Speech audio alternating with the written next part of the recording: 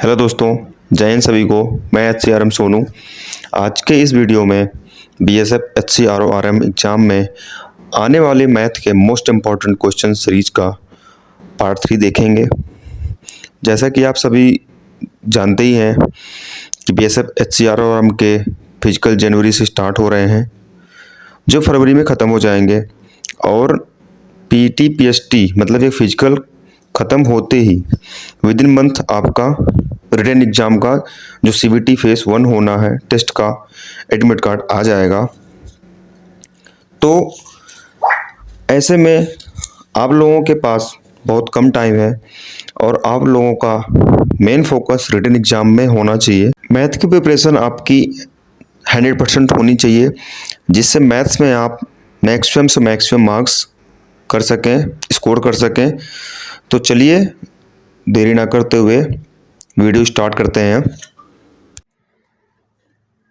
पहला क्वेश्चन है, the roots of equation 3x² + 8x + 9 = 0 are alpha and beta, then equation whose roots are one by alpha and one by beta. समीकरण दे रखा है, ये द्विघात समीकरण है जिसके मूल अल्फा एंड बीटा हैं। तो वह समीकरण ज्ञात करना है, हमें फाइंड करना है जिसके मूल 1/अल्फा एंड 1/बीटा है। ठीक है, तो यहाँ पे हम ये पहला जो हमारा क्वेश्चन दे रखा है, ये क्या 3x² + 8x + 9 = 0। अब इस इक्वेशन की हम कंपेरिजन, अगर हमारा जो बेसिक इक्वेशन होता है ax² + bx + c = 0, इससे कंपेयर करें तो यहाँ से a की वैल्यू कितनी आ जाएगी 3, b की वैल्यू हमारी आ जाएगी 8 एंड c की वैल्यू आ जाएगी हमारी यहाँ पे 9। यहाँ पे हम देखेंगे मूलों का योग सम of roots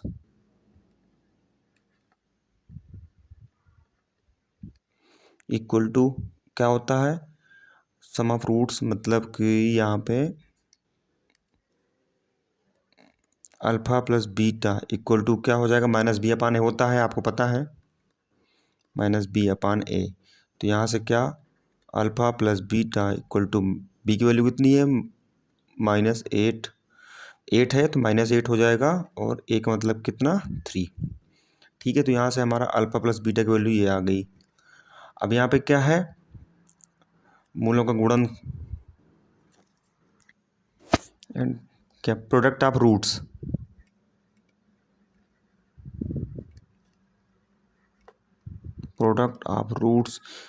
alpha into beta equal to क्या हो जाएगा c/a। तो यहाँ से क्या alpha into beta equal to c की वैल्यू कितनी है 9/a, a की वैल्यू कितनी है 3। तो यहाँ से क्या alpha into beta equal to क्या कैंसिल हो जाएगा, तो ये कितना हो जाएगा 3। तो मतलब कि यहाँ से क्या अल्फा इंटू बीटा की वैल्यू कितनी आ गई 3, अल्फा प्लस बीटा की वैल्यू यहाँ से -8/3। ठीक है, अब हमें वो एक समीकरण निकालना है जिसके मूल 1/अल्फा और 1/बीटा हैं। तो यहाँ पे हम अगर लिखें कि according to question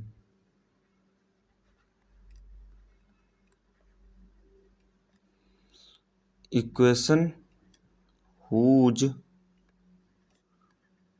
roots are one by alpha and one by beta, then यहाँ पे क्या हो जाएगा sum of roots equal to क्या हो जाएगा 1/अल्फा प्लस 1/बीटा। मतलब यहाँ पे अल्फा एंड बीटा अगर एलसीएम ले लिया है हमने तो अल्फा इंटू बीटा हो गया और ऊपर क्या हो जाएगा अल्फा प्लस बीटा। अगर वैल्यू पुट करेंगे तो अल्फा प्लस बीटा की वैल्यू हमारी कितनी आ गई है -8/3, अल्फा एंड बीटा की वैल्यू कितनी है 3। ठीक है, ये मल्टीप्लाई हो जाएगा तो क्या हो जाएगा -8/9। ये हमारा क्या सम ऑफ रूट्स आ गया, ये उस इक्वेशन के सम ऑफ रूट्स हैं जिसके मूल क्या है 1/अल्फा एंड 1/बीटा है। अगेन यहाँ पे क्या हो जाएगा product of roots equal to क्या हो जाएगा 1/अल्फा इंटू 1/बीटा, क्योंकि इसके मूल 1/अल्फा एंड 1/बीटा इसलिए। तो यहाँ पे क्या हो जाएगा 1/अल्फा बीटा इक्वल टू 1/अल्फा बीटा की वैल्यू कितनी है 3। तो प्रोडक्ट ऑफ रूट कितना आ गया 1/3। अब हम यहाँ से क्या किसी भी द्विघात समीकरण के अगर मूल अल्फा एंड बीटा है तो उसको इक्वेशन को हम कैसे लिखते हैं x² प्लस यहाँ पे क्या sum of roots into x plus यहाँ पे product of roots equal to 0। ये हमारा बेसिक स्ट्रक्चर होता है किसी भी द्विघात समीकरण को लिखने का जिसके मूल अल्फा एंड बीटा होते हैं। तो अकॉर्डिंग टू क्वेश्चन क्या है हमें मूल हमारे क्या है 1/अल्फा और 1/बीटा है। तो यहाँ पे क्या 1/अल्फा प्लस 1/बीटा ये सम ऑफ रूट्स ये होता है into x plus product of root क्या है 1/अल्फा इंटू 1/बीटा इक्वल टू 0। तो यहाँ से x² प्लस 1/अल्फा प्लस 1/बीटा की वैल्यू यहाँ से हमने कितनी निकाली थी माइनस का 8/9 x plus product of root हमने क्या निकाला है 1/3 इक्वल टू 0। यहाँ से इक्वेशन को सिंप्लीफाई करेंगे तो 9 एलसीएम हो जाएगा। तो यह क्या हो जाएगा यहाँ पे 9x² प्लस सॉरी यहाँ पे माइनस है तो प्लस माइनस हमारा क्या माइनस बना देगा। तो माइनस का 8x प्लस यहाँ पे 3 है 3 का डिवाइड 9 में होगा तो 3 आ जाएगा तो इक्वल टू +3 इक्वल टू 0। यही हमारा क्या फाइनल हमारा इक्वेशन बन जाएगा जिसके रूट्स 1/अल्फा एंड 1/बीटा है। तो हमारा कौन सा ऑप्शन सही हो जाएगा 9x² minus 8x plus 3 equal to 0, मतलब कि बी पार्ट हमारा सही हो जाएगा। नेक्स्ट क्वेश्चन है दो पासों को एक साथ फेंकने पर योग 7 आने की प्रायिकता क्या है। ये क्वेश्चन आप साथ साथ मेरे साथ सॉल्व भी करते रहेंगे, सिर्फ देखना नहीं है साथ साथ सॉल्व भी करना है, ठीक है। ऐसा क्वेश्चन मैंने पिछली क्लास में करवा दिया है, जो प्रोबेबिलिटी से रिलेटेड एक जो भी क्वेश्चन आ सकते हैं मैंने करवा दिया है। तो इस क्वेश्चन को सॉल्व करने का अप्रोच हमारा क्या होगा, दो पासे हैं, ठीक है। तो दो पासों को फेंकने में उनकी प्रोबेबिलिटी क्या होती है आपको पता है 36 होती है, और योग 7 आने की प्रायिकता क्या होगी। तो यहाँ पे क्या हो कितनी कंडीशंस हो सकती हैं कि योग 7 आ जाए। तो यहाँ पे क्या अगर पहले पासे में 1 आ जाए और दूसरे पासे में 6 आ जाए तब भी ये क्या हो जाएगा 6 7 हो जाएगा योग, ठीक है। ये पहली कंडीशन। दूसरी कंडीशन क्या है पहले पासे में 6 आ जाए और दूसरे पासे में 1 आ जाए, ठीक है। फिर नेक्स्ट कंडीशन क्या है पहले पासे में 2 आ जाए और दूसरे पासे में 5 आ जाए। इसका अपोजिट पहले पासे में 5 आ जाए और दूसरे पासे में 2 आ जाए। नेक्स्ट कंडीशन पहले पासे में 3 आ जाए दूसरे पासे में 4 आ जाए। इसका जस्ट अपोजिट पहले पासे में 4 आ जाए या और दूसरे पासे में 3 आ जाए, ठीक है। तब भी 7 इसका सम 7 हो रहा है। अब अगली कंडीशन क्या, अगली कंडीशन हमारा अगर यहाँ 4 आएगा तो फिर 3 हम 4 3 लिख चुके हैं, फिर 5 2 भी लिख चुके हैं, 6 लिख चुके हैं। तो इसके अलावा और हमारी कोई कंडीशन नहीं बनेगी जिसमें से दोनों पासों का सम का योग 7 हो जाए। तो टोटल कंडीशन हमारी कितनी हो गई 1 2 3 4 5 6। तो दो पासों को फेंकने पर दो पासों को फेंकने पर प्रायिकता क्या होती है 36, ठीक है।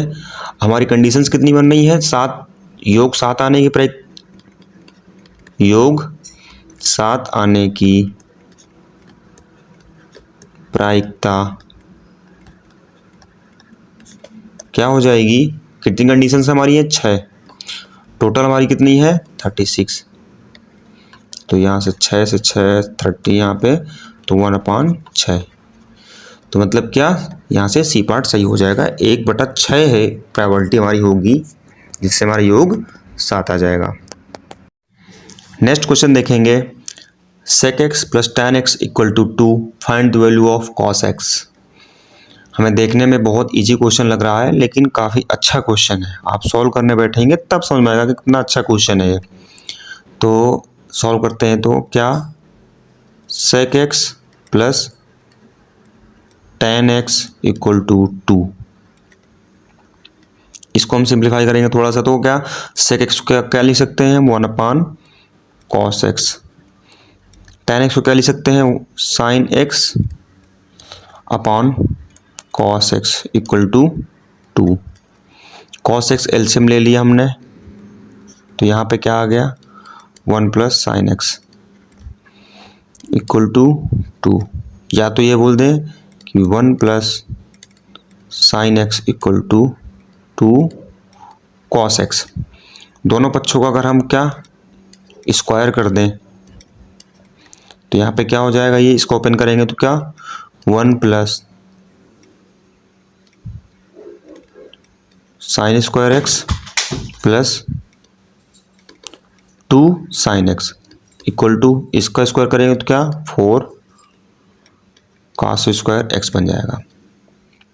ठीक है, यहाँ पे क्या, 1/1 plus sine square x plus 2 sine x equal to, अगर हम cos स्क्वायर एक्स को क्या 1 माइनस साइन स्क्वायर एक्स लिख दे तो क्या हो जाएगा, 4 1 माइनस साइन स्क्वायर एक्स। अब यहाँ पे अंदर इसका मल्टीप्लाई कर देंगे तो 4 माइनस 4 साइन स्क्वायर एक्स हो जाएगा। 4 साइन स्क्वायर एक्स को इधर लाएंगे तो क्या, ये साइन स्क्वायर ये एक्स और ये 4 साइन स्क्वायर यहाँ पे हो जाएगा, तो क्या 5 साइन स्क्वायर एक्स। स्टेप को कुछ कट करने की, शॉर्ट करने की सोचते हैं हम। ठीक है, इसको भी देखना है कि स्टेप हमको पूरे नहीं लिखने हैं, कुछ शॉर्ट करें जल्दी। तो 5 sine square x plus 2 sine x, और यहाँ पे क्या न्यूमरल क्या 1, और इधर 4, ये 4 पॉजिटिव का इधर था तो इधर आएगा नेगेटिव हो जाएगा, माइनस का 3 इक्वल टू 0। ये हमारी इक्वेशन, इसका हम फैक्टर करेंगे तो क्या हो जाएगा, 5 3 15, मतलब कि 5 3 15 गुणा करने पे 15 आना चाहिए, और उसको प्लस या माइनस करने पे 2 आना चाहिए। तो यहाँ पे क्या कर लेंगे, 5 sine square x plus 5 sine x minus 3 sine x minus 3 equal to 0। तो अगर 5 साइन एक्स यहाँ पे हम कॉमन ले लें तो यहाँ पे क्या बचेगा, सिर्फ sign x plus 1, minus 1 common ले लिया तो यहाँ पे क्या बचे, माइनस सॉरी यहाँ पे हम माइनस 3 कॉमन ले लेंगे तो यहाँ पे क्या बचेगा, sine x plus 1 equal to 0। Sine x plus 1 sine x plus 1 दोनों में कॉमन हो जाएगा, तो साइन एक्स प्लस 1 ये हो गया, और दूसरे ब्रैकेट में क्या आ जाएगा, 5 साइन एक्स माइनस का 3 इक्वल टू 0। ठीक है, हमारी पहली कंडीशन क्या है, sine x equal to sine x plus 1 equal to 0, और दूसरी कंडीशन हमारी क्या है, sine x 5 sine x minus 3। तो यहाँ पे क्या 5 sine x minus 3 equal to 0, तो साइन एक्स इक्वल टू क्या हो जाएगा, 3/5। यहाँ पे हम राइट एंगल ट्रायंगल अगर ड्रॉ करें, ठीक है, सॉरी यहाँ पे थोड़ा से ड्रॉ करने में क्या, ये अगर हम ये ड्रॉ करें तो ये 90 डिग्री हो गया, ये तुम्हारा एंगल थीटा हो गया, ये ए बी सी। तो साइन थीटा इक्वल टू क्या होता, साइन थीटा क्या होता है, लंब बटा कर्ण। तो ये लंब है, ये कर्ण है 5, तो हमारा आधार कितना हो जाएगा, 5 का स्क्वायर 25 माइनस 3 16, मतलब 16 का मतलब स्क्वायर रूट 4, मतलब कि क्या हमारा बेस क्या हो जाएगा, आधार क्या हो जाएगा 4। हमें वैल्यू किसकी फाइंड करनी है, cos x की। तो cos x का हमारा क्या होता है, आधार बटा कर्ण। आधार क्या है 4, कर्ण हमारा क्या है 5, तो 4/5 हमारी क्या हो जाएगा, डी पार्ट हमारा आंसर हो जाएगा। नेक्स्ट क्वेश्चन हमारा इंटीग्रेशन से है। इंडिकेशन 0 से 1 1/1 + x² dx equal to question mark, मतलब क्या इसकी वैल्यू क्या होगी। तो हमें पता है, अगर हम डिफरेंशिएशन में देखते हैं d/dx tan² x, अगर इसकी डिफरेंशिएशन हम करते हैं तो इसकी वैल्यू क्या होती है 1 + x²। इंटीग्रेशन में क्या होता है, उल्टा होता है। अगर हम इसका इंटीग्रेशन कर दें तो इसकी वैल्यू क्या हो जाएगी tan² x। डायरेक्ट हमें ये पता होना चाहिए। तो यहाँ से क्या, लिमिट 0 से 1 1/1 + x² dx, तो इसका सीधा सा सॉल्यूशन क्या हो जाएगा, इसकी डायरेक्ट वैल्यू क्या हो गई, dx/1 + x² का इंटीग्रेशन क्या होता है tan² x। और यहाँ पे हम लिमिट क्या 0 से 1 लगा देंगे। अब एक बार अपर लिमिट रख देंगे tan² 1 माइनस एक बार लोअर लिमिट रख देंगे 0, तो tan² 1। अब tan² 1 में क्या, 1 किसकी वैल्यू होती है π/4 मतलब 45 डिग्री की। तो यहाँ पे हम क्या, या तो ये लिख लें tan 45 माइनस यहाँ पे tan इनवर्स, ये tan 0 की ही होती है। तो यहाँ पे क्या tan 45, मतलब यहाँ पे सिर्फ 45 tan से tan कट जाएगा तो क्या 45 आ जाएगा, मतलब क्या π/4 माइनस यहाँ पे 0। तो यहाँ पे हम ये बोल सकते हैं इस इंटीग्रेशन का वैल्यू कितनी होगी π/4, मतलब क्या यहाँ पे ए ऑप्शन सही है। नेक्स्ट क्वेश्चन देखते हैं। If cos 2θ = sin θ and θ lies between 0 and 90 degree, then sin θ plus cos θ will be, क्या cos 2θ = किसके बराबर है, ये sin θ का है। और जो थीटा का वैल्यू है वो 0 डिग्री से 90 डिग्री के बीच में है। तो sin θ प्लस cos θ का मान क्या होगा, ये हमें बताना है। तो अगर हम cos 2θ को हम 1 - 2 sin² θ लिख लें, बिल्कुल लिख सकते हैं, बराबर sin θ। cos 2θ का फार्मूला होता है कि नहीं होता है 1 - 2 sin² θ, या फिर 2 cos² θ - 1, या तो cos² θ माइनस sin² θ। ये तीनों फार्मूला होते हैं cos 2θ के, ठीक है। अगर ये इसको हम एक साइड में ले जाएं तो यहाँ पे क्या, इधर उस साइड ले जाएंगे इसको, तो प्लस का 2 sin² θ हो जाएगा, प्लस sin θ ऑलरेडी प्लस में है तो प्लस sin θ, और ये 1 इधर पॉजिटिव में था, इधर अगर माइनस हो जाएगा इक्वल टू 0। इसका फैक्टर करेंगे तो हम 2 sin² θ प्लस यहाँ पे क्या 2 × 1 2, तो यहाँ पे क्या, अगर हम 2 sin θ माइनस sin θ -1 = 0, 2 sin θ यहाँ से हम कॉमन ले लिए, तो यहाँ पे sin θ प्लस 1 बचा, सर ये यहाँ पे थीटा है यहाँ पे, ठीक है। और यहाँ से अगर हम -1 कॉमन ले लिए तो यहाँ पे sin θ प्लस 1 = 0। यहाँ से sin θ प्लस 1 कॉमन हो गया, और यहाँ पे क्या बचा 2 sin θ -1। यहाँ से क्या है, अगर हम देखें इफ 2 sin θ -1 = 0, तो यहाँ से क्या sin θ = क्या हो जाएगा 1/2। अगर यहाँ पे हम यहाँ अगर हम ये ट्रायंगल बनाएं या 90 डिग्री, ये थीटा, ठीक है, तो sin θ = लंबवत कोण मतलब 1, और कर्ण कितना 2 है, तो हमारा इसकी वैल्यू जो आधार है इसकी वैल्यू कितनी आ जाएगी, 2 दूनी 4 माइनस 1 3, मतलब कि √3। ठीक है, तो यहाँ से हमारी कॉस थीटा की वैल्यू कितनी आ जाएगी, cos theta equal to √3 by आधार बटा कर्ण होता है तो √3/2। हमें वैल्यू पूछ किसकी रखी है, sine theta plus cos theta. तो यहाँ पे देखते हैं साइन थीटा की वैल्यू हमें कितनी मिली है, 1/2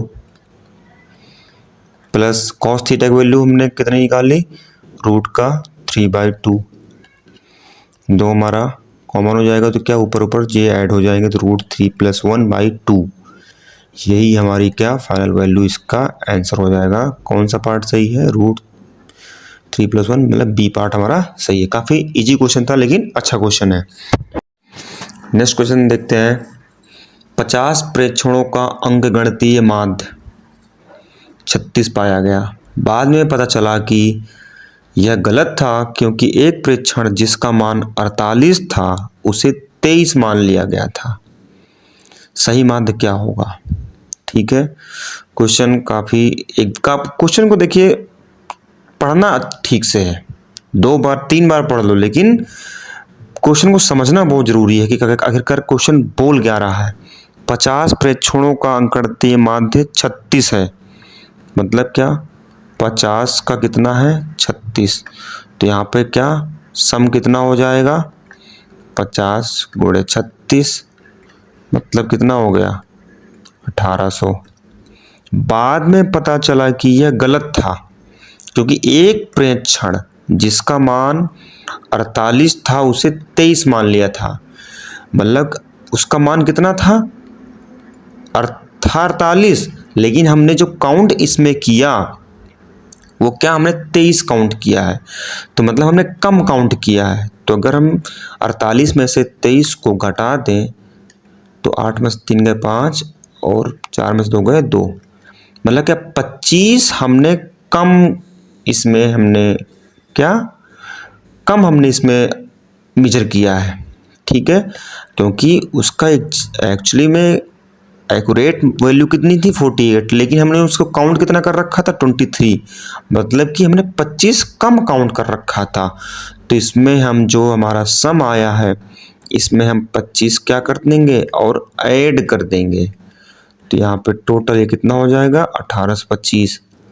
ठीक है, तो अब हमें क्या सही माध्य जो हमें क्वेश्चन में पूछ रखा है, तो सही माध्य हमारा क्या हो जाएगा 1825 बटा कितना 50 वैल्यू का था, तो यहाँ पे क्या 5 से कट करेंगे तो कितना हो जाएगा 5 नहीं 15 और 3 5 6 30 5 5 25 5 दाम 50, ये 0 कैंसिल होगा तो यहाँ पे 0 लग जाएगा, तो मतलब क्या 36.5। तो हमारा सही माध्य कितना था 36.5। कौन सा ऑप्शन, यहाँ पे ऑप्शन सी सही है। तो इस चीज़ को ध्यान रखना है कि क्वेश्चन ये हमें तभी पता चल सकता है जब हम क्वेश्चन को बहुत ध्यान से पढ़ेंगे। जल्दबाजी में क्वेश्चन हमने नहीं समझा, सॉल्व कर दिया तो हम गलत कर सकते हैं, तो इसलिए ध्यान रखना है कि आखिरकार क्वेश्चन बोल क्या रहा है। नेक्स्ट क्वेश्चन है, if A and B are two sets such that NA equal to 19 and B equal to 23 and NA union B equal to 38, then find NA intersection B। ऐसा क्वेश्चन मैं पहले करा चुका हूँ, इसलिए इस क्वेश्चन को आप खुद सेल्फ सॉल्व करें और जो आंसर है वो कमेंट में ज़रूर दें। ऐसा क्वेश्चन मैं पहले करा चुका हूँ और इसका फार्मूला है वो बार बार सब लोग भूलते हैं, तो फार्मूला ध्यान से याद करके इस क्वेश्चन सॉल्व करें और कमेंट में आंसर जरूर दें। नेक्स्ट क्वेश्चन की तरफ पढ़ते हैं। नेक्स्ट क्वेश्चन है tan 20 degree plus tan 25 degree plus tan 20 into tan 25 degree equal to, इसका मान हमें निकालना है। देखिए ऐसा क्वेश्चन है, अब हम यहाँ से अगर हम डायरेक्ट tan 20 डिग्री की वैल्यू पता करने देखेंगे तो हमें tan 20 डिग्री की वैल्यू तो कोई होती ही नहीं है भाई। हम tan 30, tan 0, tan 45, tan 60, tan 90 इसकी वैल्यू हमने याद की है या फिर तुमने पढ़ी होगी, देखी होगी, बट 10, 20, 10, 25 ये सब तो नहीं देखी होगी। तो इसका हमें जब अच्छे से हमने अगर ट्रिग्नोमेट्री पढ़ी है तभी हम सॉल्व कर सकते हैं। और यहाँ पे हमें tan से रिलेटेड फार्मूलाज पता होने चाहिए।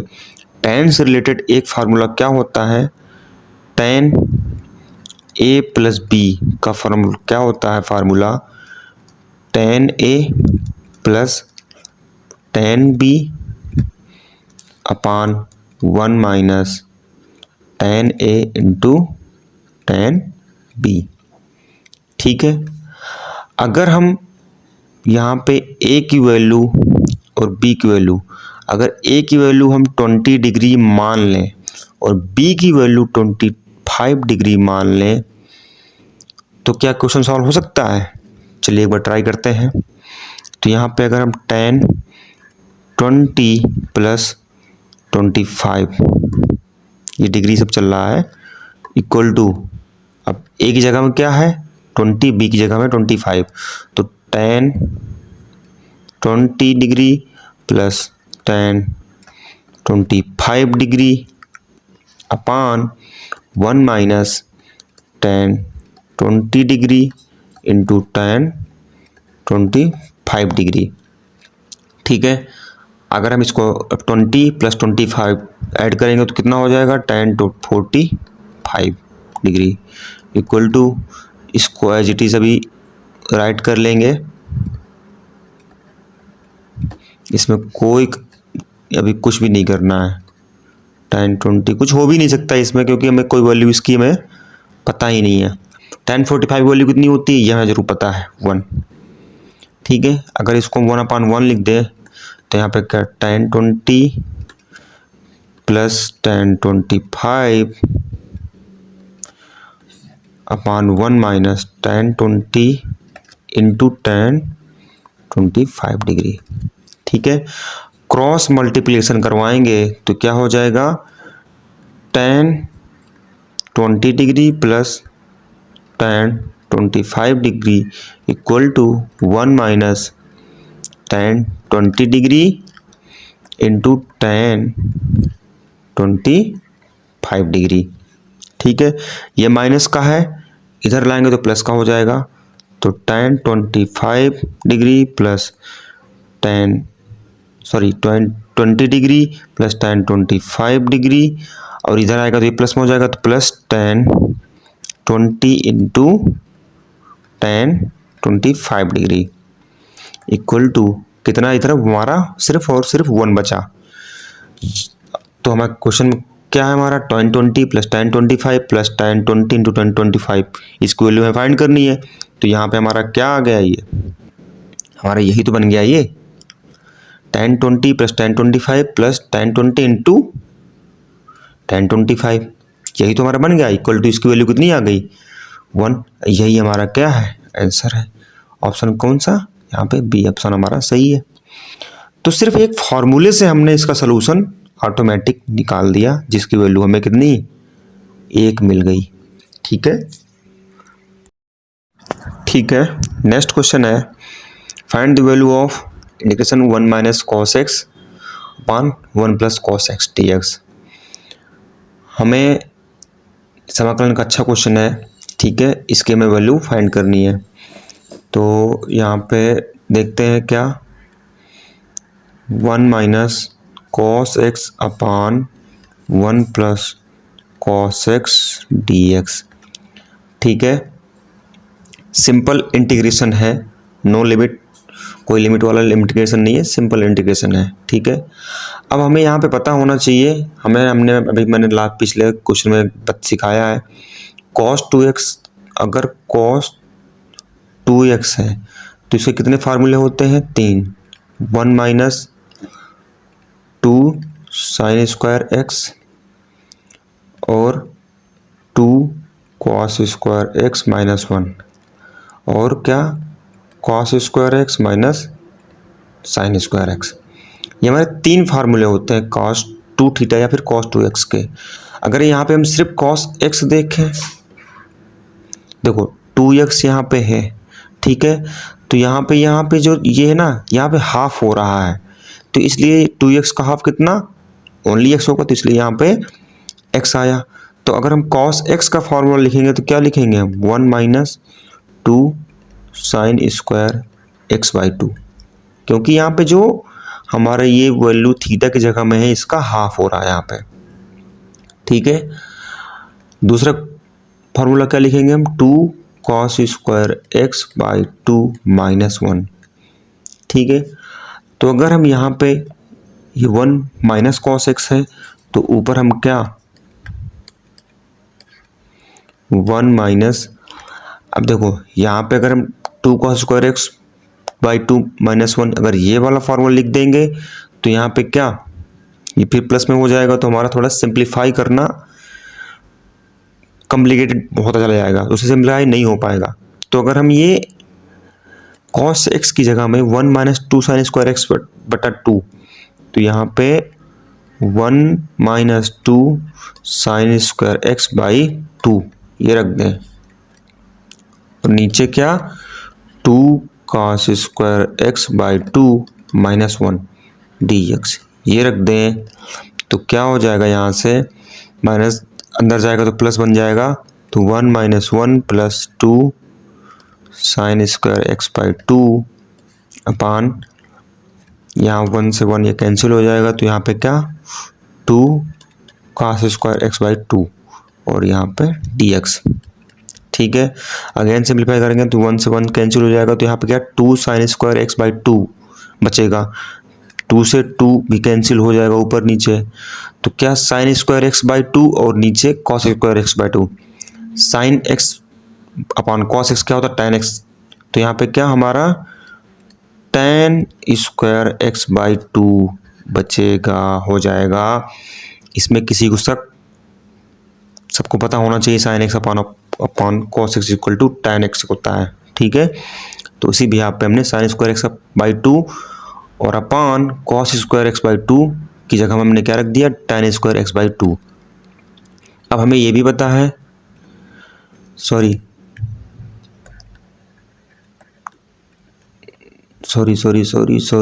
सेक square x by 2 minus tan square x by 2 equal to 1 होता है, मतलब sec square minus tan square x equal to 1 होता है कि नहीं होता है। तो यहाँ पे हमने क्या ये जो x की वैल्यू हमने थीटा की वैल्यू क्या x बाई 2 मान ली है, तो sec square x by 2 minus tan square x by 2 equal to 1 ही होगा। ठीक है, तो यहाँ पे अगर हम tan को उधर भेज दें हम तो क्या हो जाएगा sec square x by 2 minus 1 इधर आ जाएगा equal to tan square x by 2। तो tan स्क्वायर एक्स बाई 2 की जगह हम क्या लिख सकते हैं sec square x by 2 minus 1 dx। ठीक है, अब हम दोनों का इंटीग्रेशन अलग अलग करेंगे तो क्या हो जाएगा, एक में sec square x by 2 dx minus 1 into dx। हमने tan स्क्वायर एक्स बाई 2 को इसीलिए इस फॉर्म में लिखा क्योंकि हमें पता है सेक स्क्वायर एक्स का इंटीग्रेशन क्या होता है, डायरेक्ट tan x होता है। ठीक है, तो यहाँ से हम देखेंगे sec square x by 2 dx, तो क्या हो जाएगा x बाई 2, अगर हम ये 2 हमारा जो हमारा ये है कांस्टेंट है तो 2 पहले आ जाएगा। ठीक है, सेक स्क्वायर एक्स dx का क्या हो जाएगा tan x बाई 2। ठीक है, और माइनस हमारा कांस्टेंट है 1 इंटू dx क्या हो जाएगा x, और प्लस हम यहाँ पे c लगा देंगे। यही हमारा क्या फाइनली इस समाकलन का आंसर हो जाएगा। कौन सा ऑप्शन सही है यहाँ पे 2 tan x by 2 minus x plus c, A option हमारा सही होगा। अगर समझ में नहीं आया है तो कमेंट में कमेंट करें, मैं दोबारा समझाने की कोशिश करूँगा। नेक्स्ट क्वेश्चन भी हमारा समाकलन टॉपिक से ही है, लेकिन ये लिमिट वाला क्वेश्चन है। लिमिट क्या है 0 से π/4 sine x upon cos cube x dx, इसका हमें इंटीग्रेशन फाइंड करना है। ठीक है, तो यहाँ पे इसी इंटीग्रेशन सॉल्व करने की कोशिश करते हैं, समझने की कोशिश करेंगे हम कि क्या 0 से π/4 साइन x अपान ये कॉस क्यूब एक्स को क्या cos x into cos square x से लिख सकते हैं, तो जी बिल्कुल लिख सकते हैं। साइन एक्स अपान कॉस एक्स क्या बना देगा ये tan x। सभी लोग को ये जरूर पता होना चाहिए इतनी सारी चीज़ें। साइन एक्स अपान कॉस एक्स ये क्या tan x बन जाएगा इंटू ये इसको अगर हम 1 अपान कॉस स्क्वायर एक्स ले लें तो ये क्या 1 अपान कॉस स्क्वायर एक्स क्या बना देगा सेक स्क्वायर एक्स लिख सकते हैं, इसको बिल्कुल लिख सकते हैं। अब यहाँ पे ये क्या अगर हम tan x इक्वल टू इसको हम u मान लें, ठीक है। अब इसका डिफरेंशिएशन करेंगे तो du अपान डी एक्स के यहाँ पे अगर इसका डिफरेंशिएशन करें तो du upon d x equal to क्या हो जाएगा tan x का डिफरेंशिएशन क्या होता है सेक स्क्वायर एक्स। अब ये सारी चीज़ें पता होनी चाहिए, ठीक है। तो यहाँ पे क्या sec square x d x equal to क्या हो जाएगा डी यू, ठीक है। तो हमने tan x को क्या माना है u, तो यहाँ पे क्या 0 से सॉरी यहाँ पे हमारी लिमिट भी चेंज होंगी। When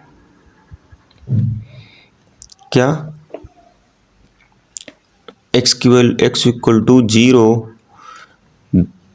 then u equal to क्या हो जाएगा tan 0, मतलब कि u की वैल्यू क्या 0 ही रहेगी। And when x equal to π/4 then u equal to tan π/4, तो u की वैल्यू यहाँ से कितनी 1 आ जाएगा। π/4 का मतलब tan 45 की वैल्यू कितनी 1 होती है।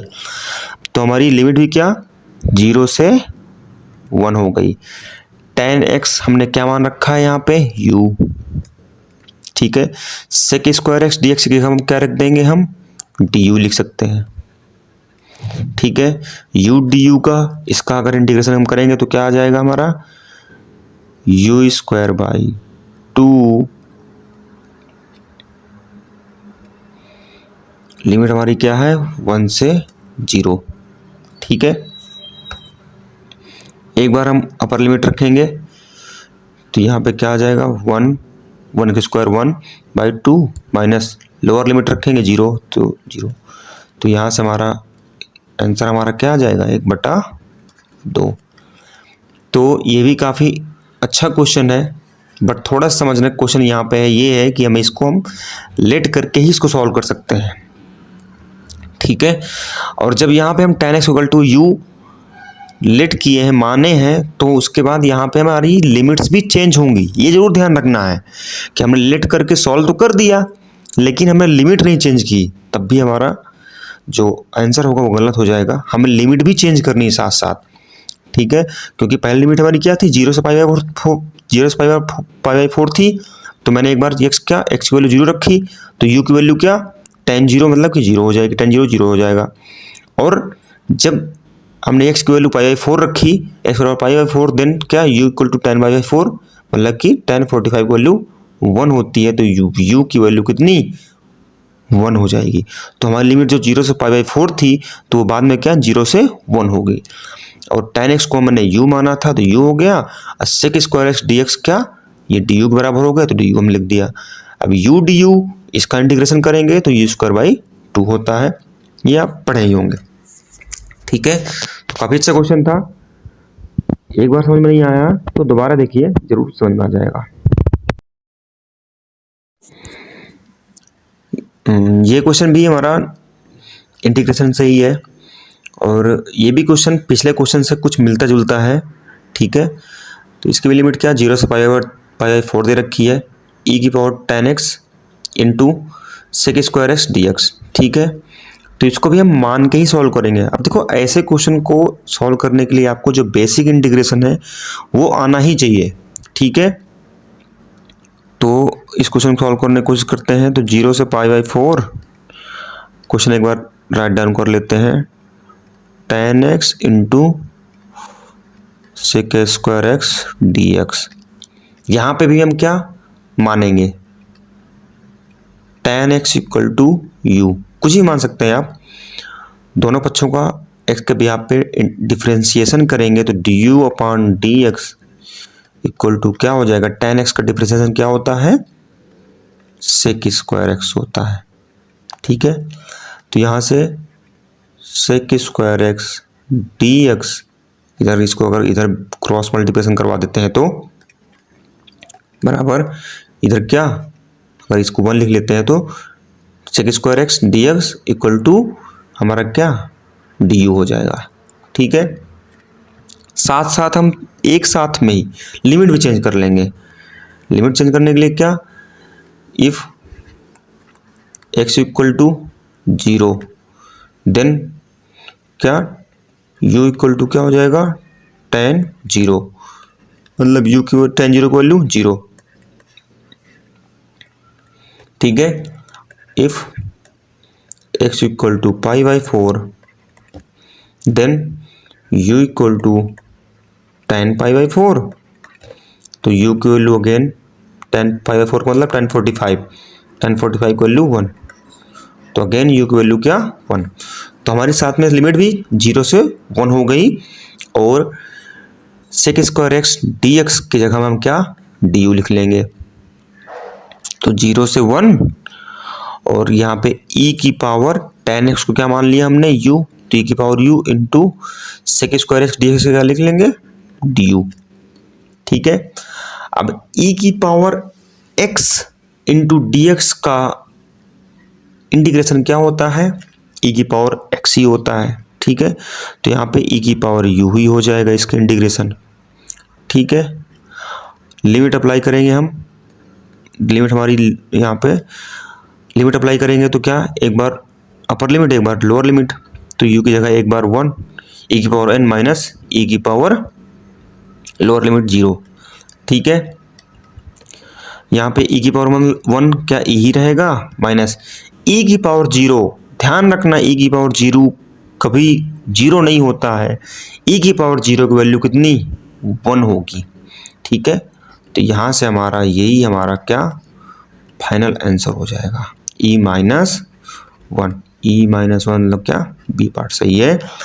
पिछला क्वेश्चन और ये क्वेश्चन दोनों दो 3 बार आप देखेंगे समझेंगे तो जरूर समझ में आ जाएगा कि नहीं हमें मानकर क्वेश्चन कैसे सॉल्व करना है।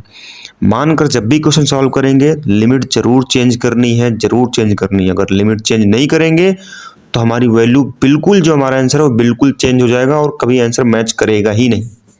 ठीक है, तो इस चीज का ध्यान रखना है। नेक्स्ट क्वेश्चन हमारा जीपी से है, ज्योमेट्रिक प्रोग्रेशन से है। Find the 9 term of the GP 3, 6, 12, 24 that is, आगे ऐसे ही है ये सीरीज। ठीक है, तो देखिए ऐसे ही क्वेश्चन, समथिंग ऐसे ही क्वेश्चन आएंगे अगर आप पहले से ही सारे क्वेश्चन की प्रैक्टिस कर रखे होंगे, सॉल्व कर रखे होंगे, और इनका जो भी है सॉल्यूशन कैसे हमें कौन सी ट्रिक सॉल्व करना है पता होगा, तो वहाँ पे इजीली क्वेश्चन हम सॉल्व कर पाएंगे। कोई हेडेक नहीं होगा, क्वेश्चन देख के हम डरेंगे नहीं। ये सारे फायदे हमें मिलेंगे तब जब हम पहले सारी प्रिपरेशन कर रखे होंगे। एटलीस्ट जो हमारे मैथ का है वो सॉलिड हमारे नंबर होंगे, सॉलिड मार्क्स होंगे, जो कि हम 10 on 10 ला सकते हैं। मतलब अगर 20 क्वेश्चन है तो 20 क्वेश्चन में हम 20 क्वेश्चन सही कर सकते हैं मैथ में। ठीक है, सीरीज का दे रखी है 3, 6, 12, 24, आगे ऐसे मतलब आगे ये ऐसे सीरीज ऐसे चलती रहेगी। ठीक है, अब जीबी में पहला हमारा टर्म क्या है, फर्स्ट टर्म, मतलब a इक्वल टू क्या है 3। ठीक है, कॉमन रेशियो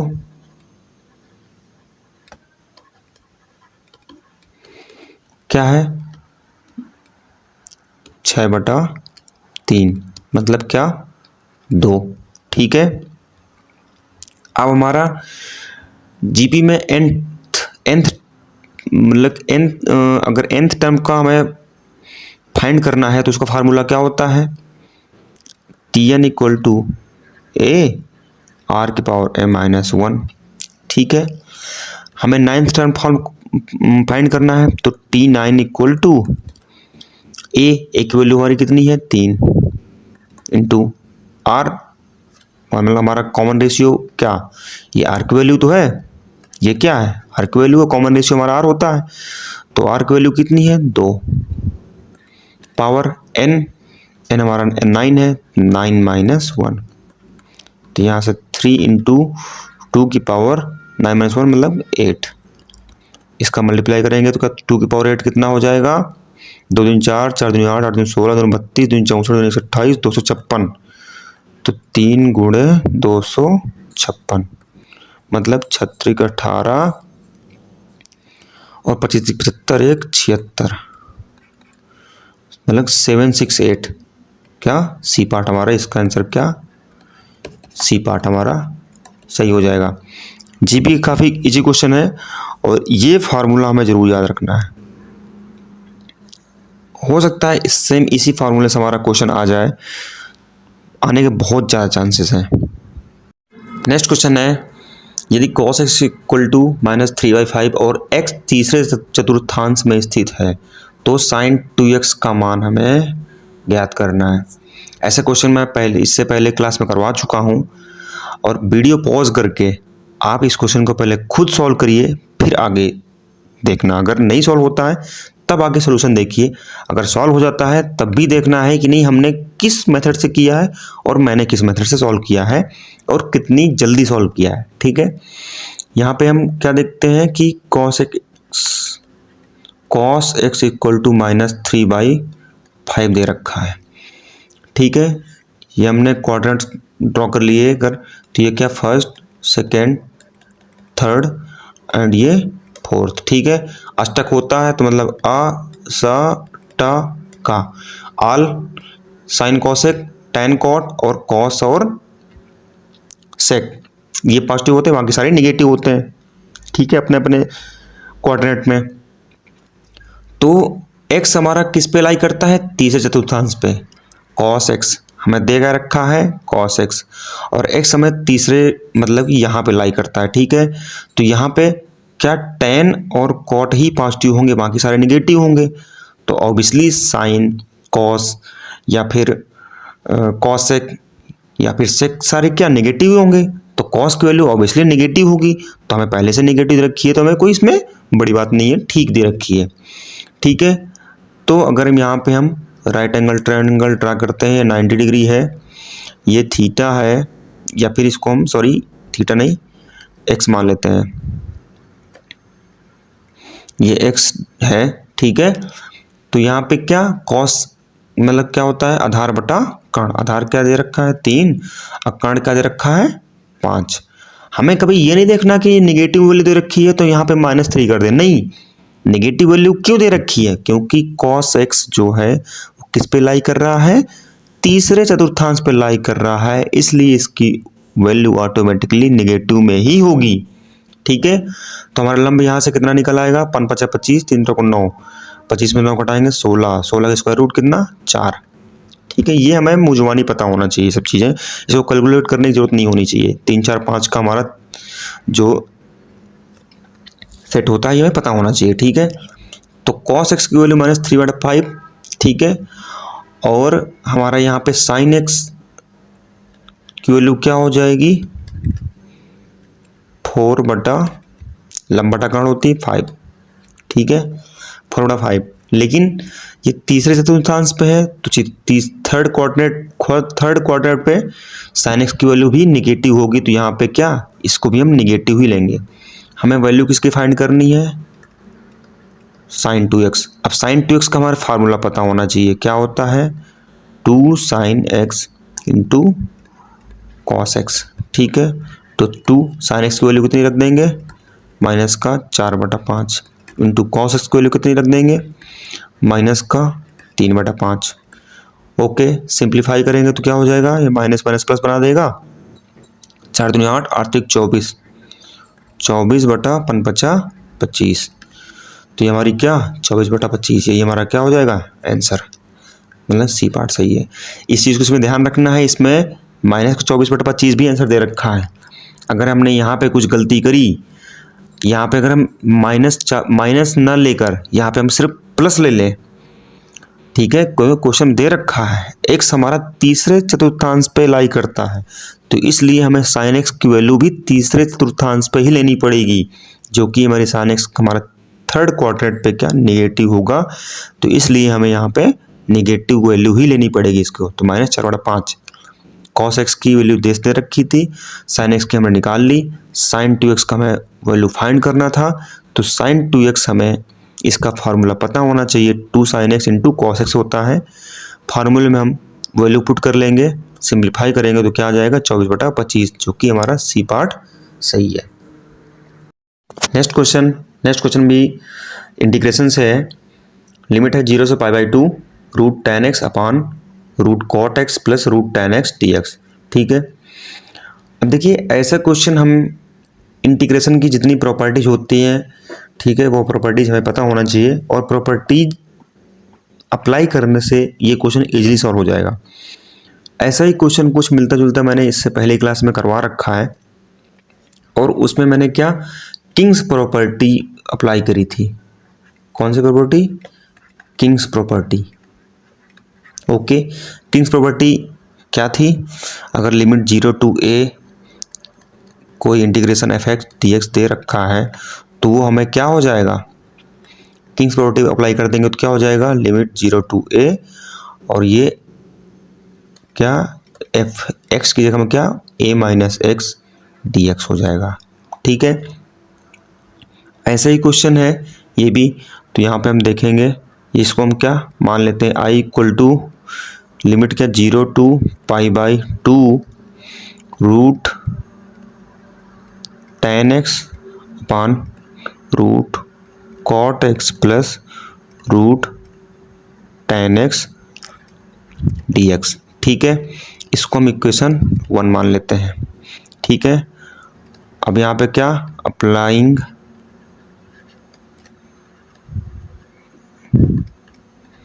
किंग्स प्रॉपर्टी, अगर हम किंग्स प्रॉपर्टी अप्लाई करते हैं तो यहाँ पे क्या हो जाएगा, i इक्वल टू लिमिट हमारी 0 से π/2 सेम रहेगी, यहाँ पे क्या हो जाएगा रूट tan x का क्या हो जाएगा π/2 माइनस एक्स अपान में root cot π/2 minus x plus root tan π/2 minus x dx। ठीक है, i इक्वल टू यहाँ पे क्या लिमिट 0 से π/2, अब ये tan π/2 माइनस थीटा क्या होता है, tan π/2 माइनस थीटा मतलब tan 90 माइनस थीटा क्या होता है, cot थीटा होता है, तो ये क्या root cot x upon cot 90 minus एक्स क्या हो जाएगा tan x, तो root tan x plus root tan 90 minus एक्स क्या, ये cot x हो जाएगा dx।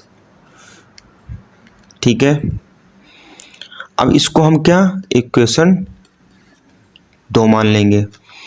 आगे क्या करेंगे हम, इक्वेशन 1 प्लस इक्वेशन 2, जब ये करेंगे तो क्या हो जाएगा i प्लस आई क्या हो जाएगा 2i इक्वल टू लिमिट 0 से π/2, ऊपर ऊपर का ऐड कर देंगे तो क्या हो जाएगा रूट का tan x प्लस रूट का cot x, रूट में नीचे क्या है कॉमन हो जाएगा root cot x plus root tan x dx।